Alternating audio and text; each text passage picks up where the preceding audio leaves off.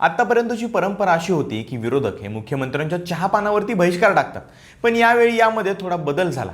राष्ट्रवादीने विरोधी पक्षांवरच बहिष्कार टाकल्याचं चित्र अर्थसंकल्पीय अधिवेशनाच्या तोंडावर दिसून आलं.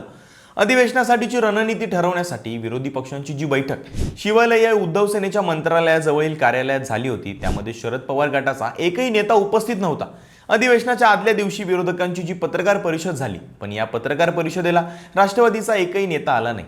आता शरद पवार गटाचं गैरहजर राहणं हा फक्त विरोधकांमधला असमन्वय नाहीये, तर पडद्यामागे घडणाऱ्या घडामोडी असं सांगतायत की शरद पवार गट महाविकास आघाडीच्या बाहेर पडलाय. असं खरंच घडतंय का?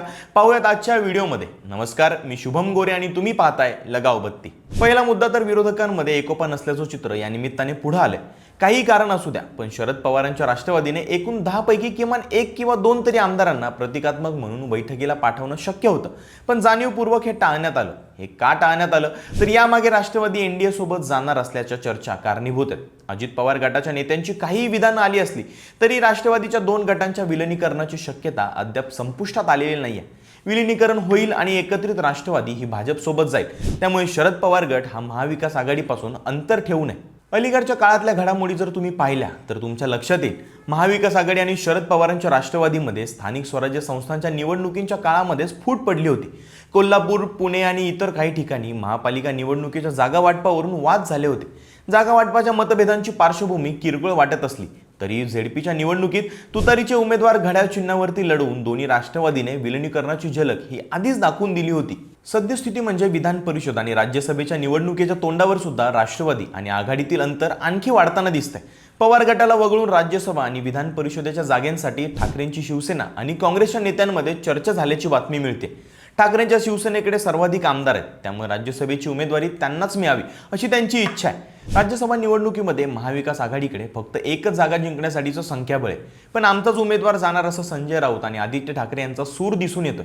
तर काँग्रेसचं असं म्हणणं आहे की विधान परिषदेची जागा ठाकरेंच्या शिवसेनेला देऊया, तर राज्यसभेची काँग्रेसला देऊ.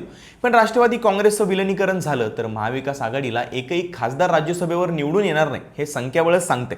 पण या चर्चेपासून काँग्रेस आणि ठाकरे सेनेकडून शरद पवारांच्या राष्ट्रवादीला दूर ठेवण्यात आलं असल्यामुळे महाविकास आघाडीला आलबेल नसल्याचं चित्र दिसून येत आहे. त्याला कारण म्हणजे अजित पवारांच्या निधनानंतर दोन्ही राष्ट्रवादीचं विलिनीकरण होणार, शरद पवार गट एनडीए सोबत जाणार, या चर्चा अजूनही थांबत नाहीत. त्यासाठी शरद पवारांसहित पक्षातील सर्वजण इच्छुक आहेत.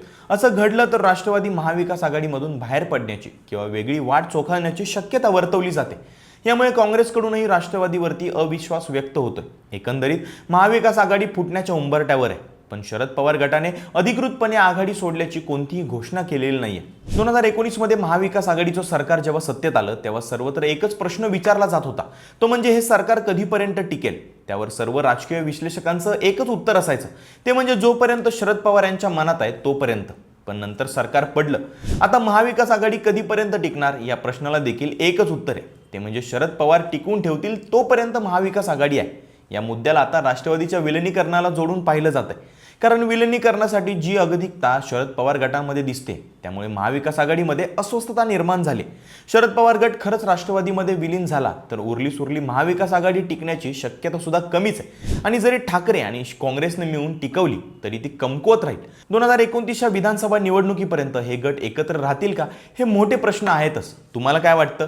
कमेंट करून नक्की सांगा आणि लगाव बत्ती या यूट्यूब चॅनलला सबस्क्राईब करायला विसरू नका.